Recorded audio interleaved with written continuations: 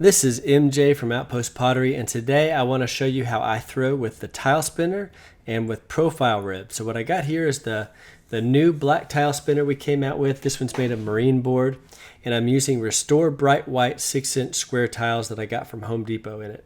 So first step is I'm going to throw down my clay. This clay was unwedged, so I'm going to cone it up a few times just to get it good and consistent, to get all those clay particles in proper alignment. When you wedge clay, it does the same thing and it gets the air bubbles out. This clay was straight out of the bag, so there wasn't many air bubbles, but I'm going to go ahead and cone it a few times. Next, I'm going to center it down, and I'll kind of dig my pinky in to get a little tuft of clay at the bottom. Next, I dig in with my thumb to create that hole that's going to be the opening of the mug, and I'll push out and I'll kind of trace the base of that form of the base to get it good and flat with my finger.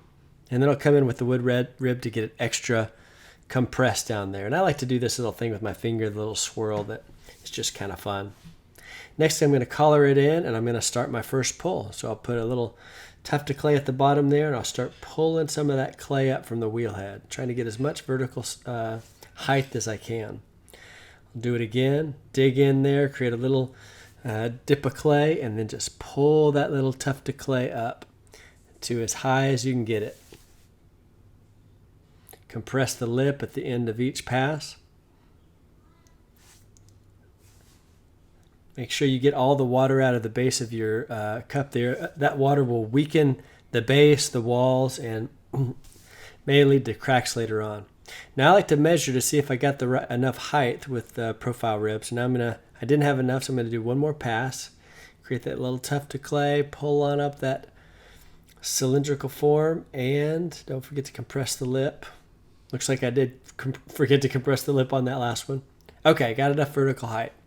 Now the next step I'm going to do is I'm going to kind of taper that form in so that I have space to push from the inside out against the profile rib. I want to make sure that profile rib isn't touching when I first introduce it to the form.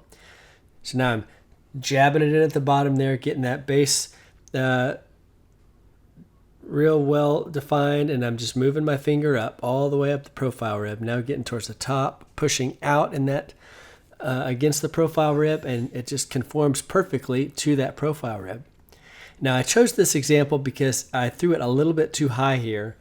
In this instance, you can either fold the top over onto itself, or I like to get a needle tool like this, get the lip really wet, and kind of put my fingers on either side and just kind of dig in with that needle tool until it goes all the way through. And then it will just lift off ever so easily here, right like that. Now you're going to want to clean up that lip because nobody wants to drink out of a jaggedy old coffee mug. So with your fingers, with the sponge, with the chamois, get that lip nice and smooth. And that's all you do. Clean up your base, grab your pry tool, and I pry it on out of that tile spinner there. And I set it on my wear boards. I can fit usually 6 of these on one wear board. And then I'll do another one. I'll put another tile down, and that's all there is to it.